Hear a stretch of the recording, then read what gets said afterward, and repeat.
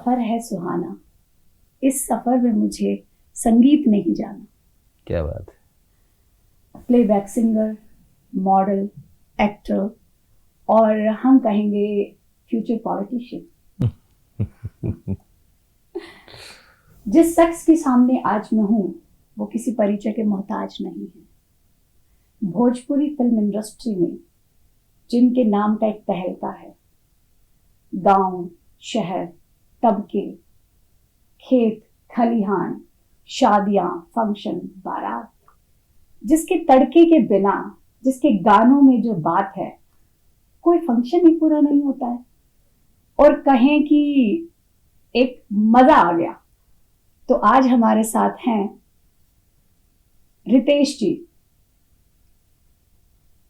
जिनकी बहुत बहुत स्वागत है आपका। बहुत बहुत धन्यवाद जी। तो आइए आज हम उन्हीं से जानते हैं और उनके बारे में परत दर परत खुलती जाएंगी कुछ बातें। शायद आज कुछ बहुत राज निकल के आ जाए, कुछ नई नई बातें सुनने को मिल जाएं आपसे। बिल्कुल। अब आप तो राज खुलवाने के लिए बैठी ही हैं, तो हम आपके हवाले हैं, जो भी पूछना है पूछिए। जी, तो शुरुआत हम करना चाहेंगे, जो दर्शक है हमारे, आप सामने हो और कोई गाना ना आए, तो शुरुआत हम इसको लयबद्ध तरीके से चलते हैं और आपका कोई भी एक फेवरेट सॉन्ग जनता आपसे सुनना चाहेगी। बिल्कुल।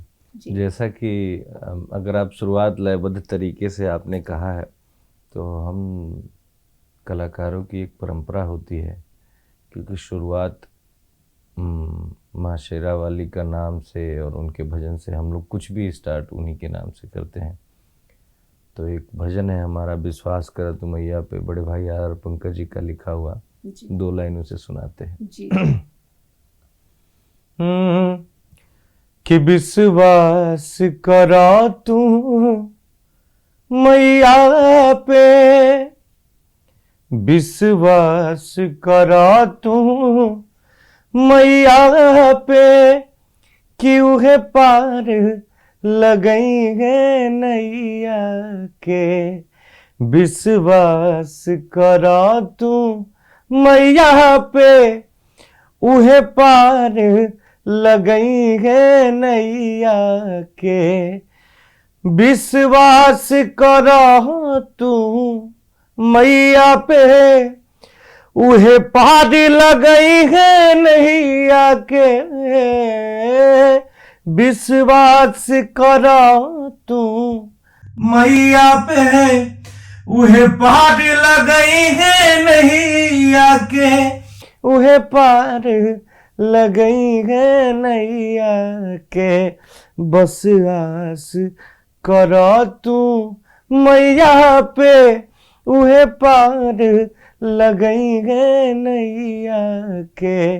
विश्वास करा तू मैया पे, उहे पार लगई है नैया के। वाह वाह, क्या बात है। धन्यवाद जी, वाकई में आप सुर के धनी हैं और जो हमारी इतनी करोड़ों जनता है जिन्होंने आपको इतना प्यार और दुलार दिया है, वाकई में आपकी आवाज में बहुत एक कशिश है। बहुत बहुत धन्यवाद जी। देखिए, भोजपुरी अगर हम गायकों की बात करें तो एक बहुत ही अच्छे लेवल पे भोजपुरी गायक, बहुत बड़े बड़े नाम हैं। आप देखिए, किशोरी लाल जी, मनोज तिवारी, पवन सिंह।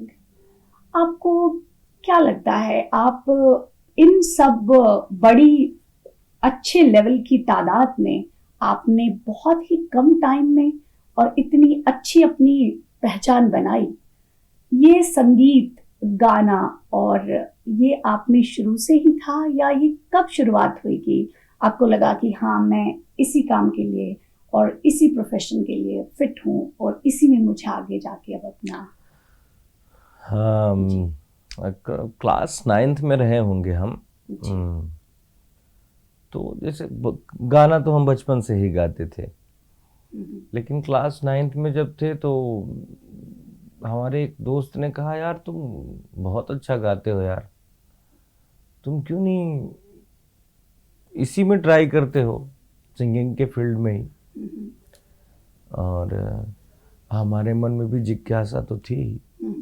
उसने उसको चिंगारी मार दी बारूद को, और फिर धीरे धीरे तो फिर मैं उसको थोड़ा सीरियस लेने लगा अपने आप को कि हाँ यार मैं गा सकता हूँ। तो और मैं थोड़ा तैयारी करके गाने लगा और अच्छा हुआ। तो फिर मुझे लगा कि अब मैं कर सकता हूँ, मुझे आत्मविश्वास आया और मैंने सोचा कि अब मैं इसी से पढ़ाई करूँगा और इसका अध्ययन, कुछ क्लासिकल म्यूजिक का अच्छे से अध्ययन मिल जाए तो हम और अच्छा कर सकते हैं। तो उसके बाद हमने क्लासिकल सीखा, फिर उसके बाद मैंने ग्रेजुएशन म्यूजिक से ही किया और फिर ईश्वर की कृपा से आपके सामने है।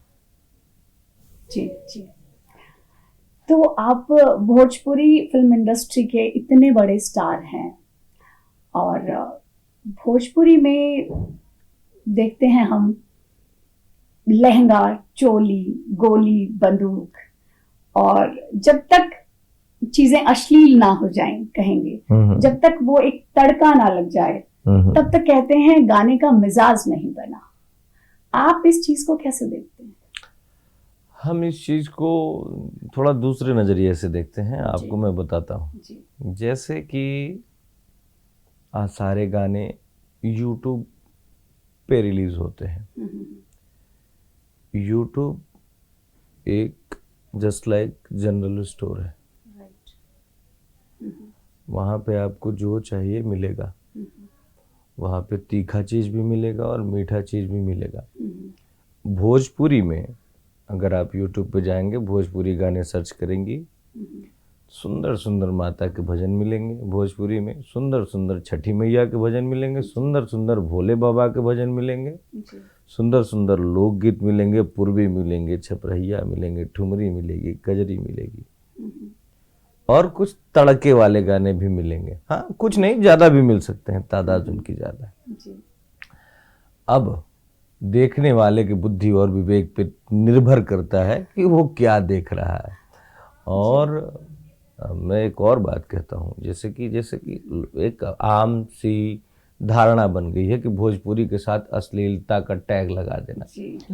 मैं इसके सख्त खिलाफ हूँ, मैं इससे इत्तेफाक बिल्कुल नहीं रखता, क्योंकि अश्लील कोई एक पर्टिकुलर कंटेंट हो सकता है, ना कि पूरा इंडस्ट्री। सिमिलर मैं एक छोटा सा उदाहरण देता हूँ, जैसे कि बॉलीवुड में भी बहुत सारे ऐसे गाने आए हैं, जैसे चोली के नीचे क्या, जैसे चोली का आपने नाम लिया कि भोजपुरी में यूज होता है, उसमें भी चोली के नीचे क्या है, चोली के पीछे क्या है, ये गाना है। हाँ, फिल्मों का अगर बात करें तो BA पास वगैरह जैसी फिल्में हैं, आप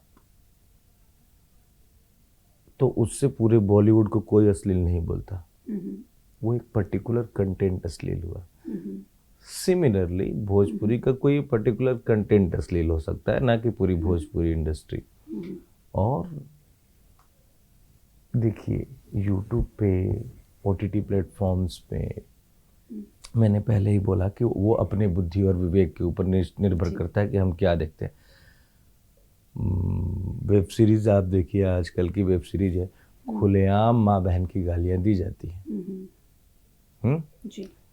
मैं ये नहीं कह रहा हूँ कि उनको कोई अश्लील नहीं करता, ठीक है, मत कहिए, कोई बात नहीं, लेकिन हमारे कंटेंट को भी अश्लील मत कहिए। वो मनोरंजन के लिए बनाया गया है, मनोरंजन की तरह लीजिए। आपको मनोरंजन, अगर भक्ति गीत सुन के मनोरंजित होते हैं तो आप वो सुने। अब तो भाई मार्केट में जिसका डिमांड है वो है ना गायक कलाकार करता है। हाँ रितेश जी, बहुत सफाई से आपने अपनी इंडस्ट्री के बारे में जो चीजें बहुत वाकई में फेमस हैं, पर आपकी जो जवाब है वो काबिल तारीफ है, क्योंकि जिस तरह से आपने बताया कि जिस तरह की डिमांड दर्शक की है या पीपल जो देखना चाहते हैं लोग, वाकई में ये एक बहुत बड़ा मुद्दा है। ऐसा नहीं है कि उसी की डिमांड है। जी जी, बहुत सारे गाने हैं, जैसे कि अभी एक हमारा गाना हेलो कौन, जो 1000 मिलियन व्यूज को क्रॉस किया, उसमें वो अश्लीलता का अ भी नहीं है। ऐसा नहीं है कि उसी को लोग देख रहे हैं। देखिए, पब्लिक को कब क्या अच्छा लग जाएगा किसी को नहीं पता। जी। क्योंकि जैसे जैसे हम लोग कहते हैं जनता जनार्दन, जनार्दन। जनार्दन जी। भगवान विष्णु को कहा जाता है। जी। तो जनता की उपाधि भगवान विष्णु की दी गई है। हम्म। भगवान को कब क्या अच्छा लगेगा किसी को नहीं पता। हाँ, ये है कि गाने मेरे कहने का मतलब वही था कि वहां पे हर तरीके के गाने हैं। जी। हमारे बुद्धि विवेक के ऊपर निर्भर करता है कि हम क्या सुन रहे हैं, अश्लील सुन रहे हैं कि भक्ति गीत सुन रहे हैं। जी। जी। अब भोजपुरी पे इसका तोहमत नहीं लगाना चाहिए। जी। अच्छा, देखिए, वैसे अगर हम भोजपुरी की बात करें तो महिलाओं को लेके हम देखते आ रहे हैं भोजपुरी फिल्म इंडस्ट्री में महिलाओं की रिस्पेक्ट ना होना या उनको उनके हक ना मिलना। आप ये देखिए, अभी जो गायिका थी अनुपमा यादव, उनको वो भी किसी समारोह में जा रही थी, उनके साथ जिस तरह से बदतमीजी हुई। आप ये देखिएगा रितेश जी, जनरली अगर कोई गलत स्टेप होता है तो सब लोग कई बार, जैसे फिल्म इंडस्ट्री की हम बात कर लें, एकजुट होके उसी के खिलाफ एक्शन लेते हैं या सब अपनी अपनी एक स्टेटमेंट जारी करते हैं या उसका विरोध करते हैं। पर हम ये देखते आए हैं कि भोजपुरी फिल्म इंडस्ट्री, वाकई में आपने बीच बीच में बोला है, लेकिन पूरी इंडस्ट्री एकजुट होके किसी गलत चीज के अगेंस्ट बोले, ऐसा हमें देखने में नहीं आया। आप क्या? जहाँ तक रही अनुपमा जी के साथ जो घटना की बात करें, वो किसी भोजपुरी इंडस्ट्री के आदमी ने नहीं किया। वो पब्लिक का कोई, मतलब आम जनमानस का कोई आदमी था जिसने ये गलत, मतलब उनके साथ व्यवहार किया। और जहाँ तक रही, हम अपनी बात बताते हैं, हमें जब ये बात पता चली तो हमने उन्हें कॉल किया और शायद वो उस समय उनके साथ वैसा हुआ था तो उनकी मानसिक स्थिति उस समय ये नहीं रही होगी कि हमारा कॉल उठा के वो हमसे बात कर सके। तो हमारी बात नहीं हो पाई क्योंकि हम थोड़ा जानना चाहते थे कि क्या बात है, कैसे क्या हुआ। तो हम कुछ आके बोलना चाहते थे, लेकिन उस समय हमारी बात नहीं हो पाई, इसलिए हम कुछ बोल नहीं पाए।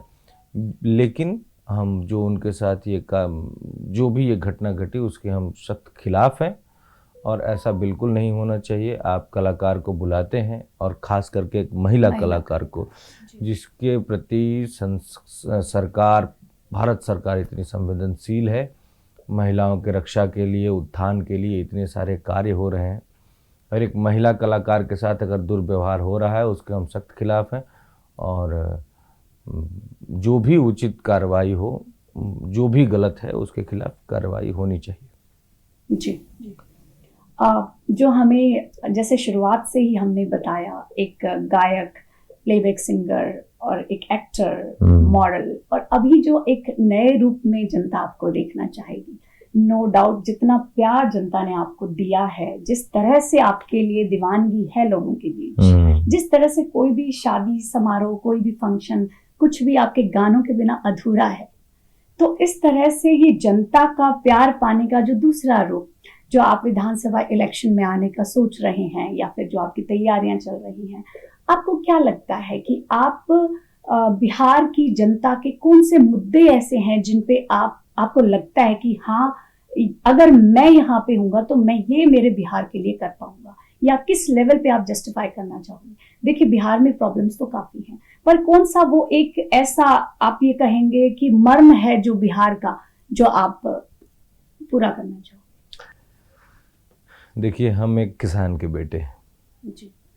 और मध्यम वर्गीय परिवार से आते हैं।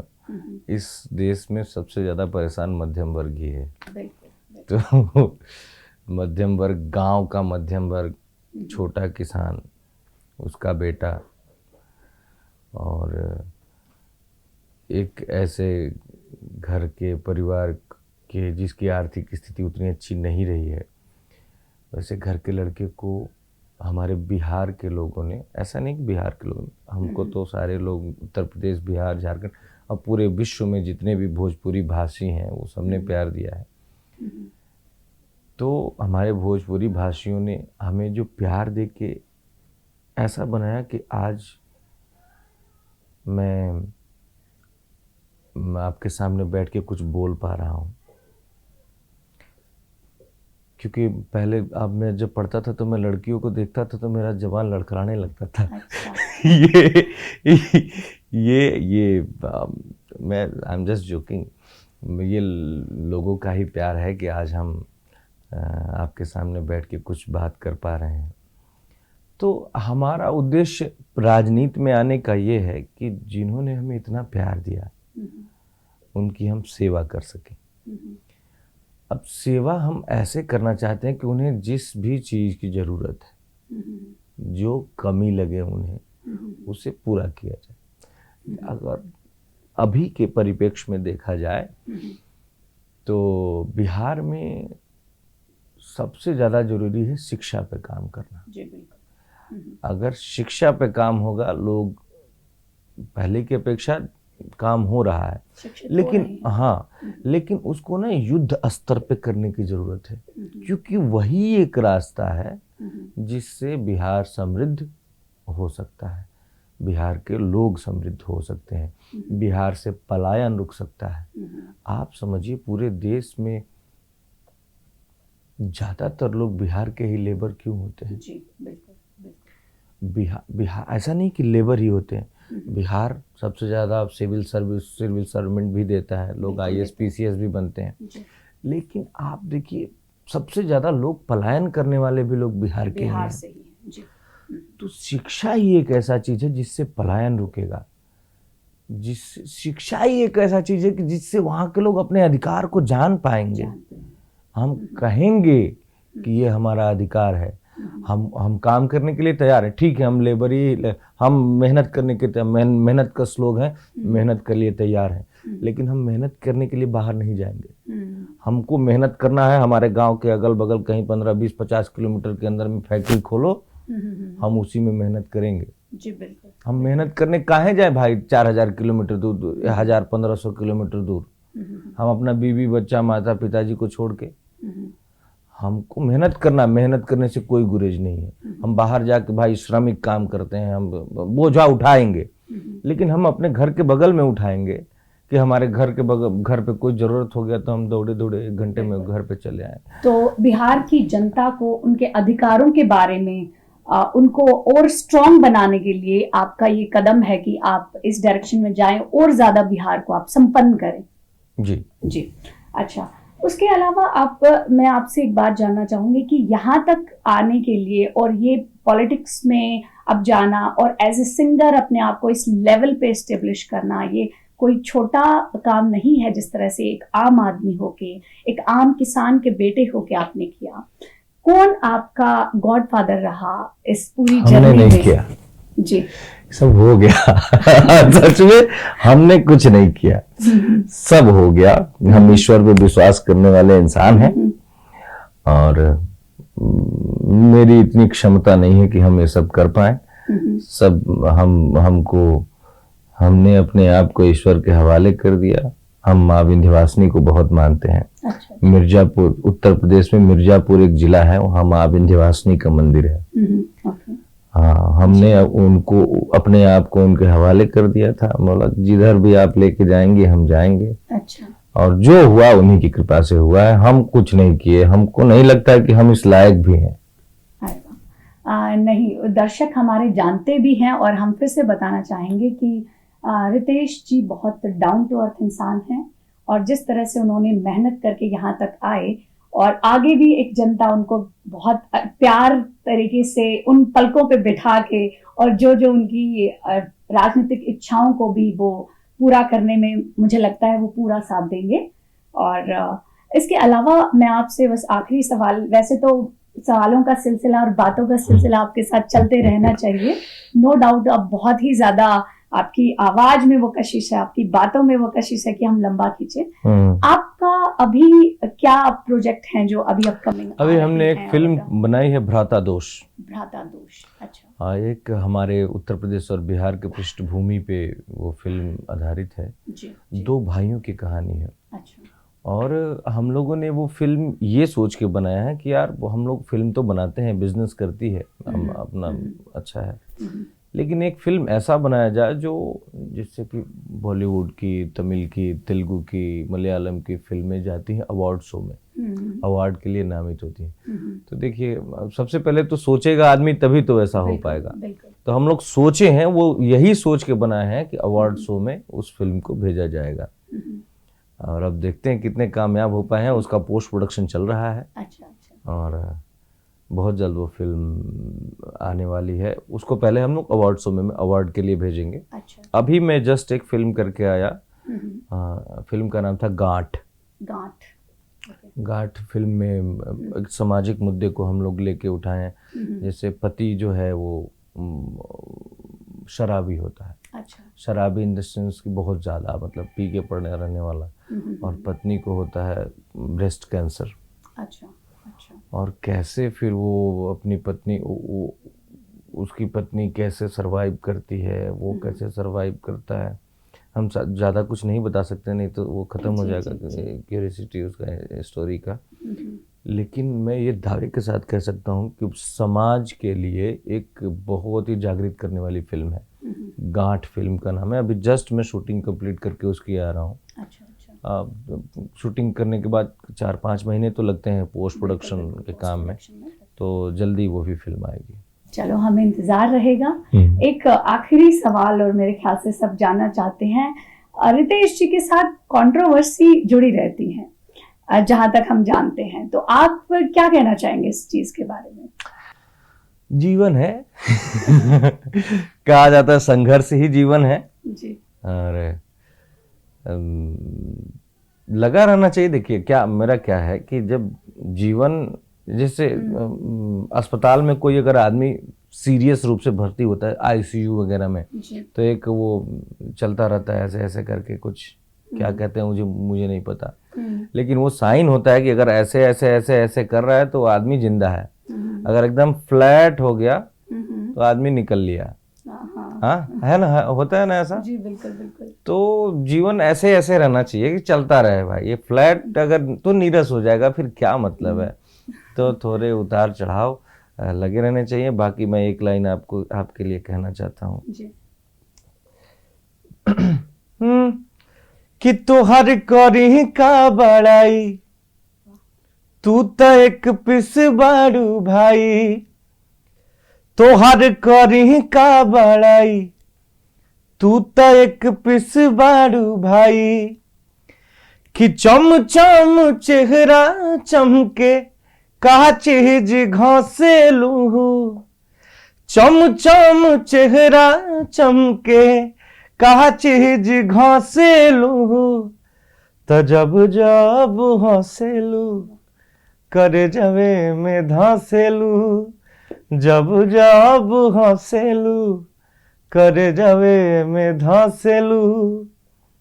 Thank you so much Ritesh ji. बहुत बहुत धन्यवाद। बहुत बहुत अच्छा लगा आपसे, और ये आपने हमारी खिदमत में जो 2 शब्द पढ़ दिए, वाकई में एक कहावत है, कहते हैं जिस तरह से आपने जवाब दिया, ये जवानी मस्त मार्ग सी अकेली नाचती चलती, कि जैसे दीप जगमग हो, कि जैसे होलिका जलती। तो इसी तरह से जो आपके किस्से हैं, आपकी चर्चाएं हैं, जो आपका जनता के लिए जो प्यार है, जिस तरह से आपका आगे फ्यूचर में नए नए प्लान्स हैं, तो हम नो डाउट आपको एक बहुत ऊंचाइयों पे देखना चाहेंगे। ऊंचाइयों पर आप हैं, पर ऑलरेडी एक और भी बहुत अच्छी आपकी इंशाल्लाह मुकाम पे। बहुत बहुत धन्यवाद। Thank you so much. तो ये थे हमारे साथ रितेश जी।